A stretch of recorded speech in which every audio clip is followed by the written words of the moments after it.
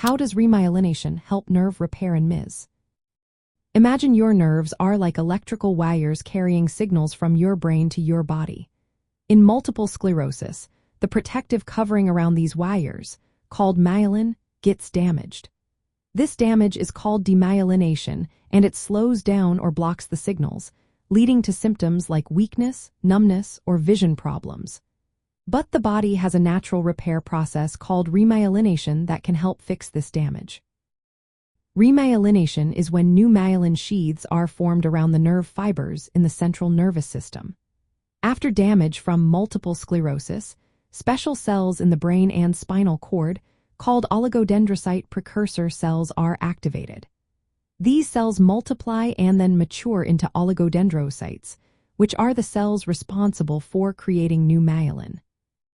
This process is crucial because it restores the insulation around nerve fibers, allowing electrical signals to travel smoothly again. The environment around the damaged nerves influences how well remyelination happens. Certain immune cells, like microglia and macrophages, initially cause inflammation but then switch to a healing mode that supports repair. These cells releases signals that help oligodendrocyte precursor cells mature and produce new myelin.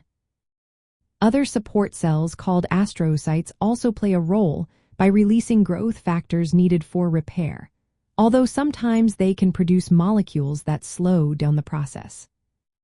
When remyelination occurs successfully, it helps improve nerve function by restoring the speed and efficiency of electrical signals.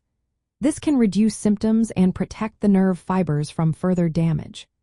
If the myelin is rebuilt, it can also prevent the nerve from degenerating, which might slow down the progression of disability caused by multiple sclerosis. However, remyelination does not always work perfectly in people with multiple sclerosis.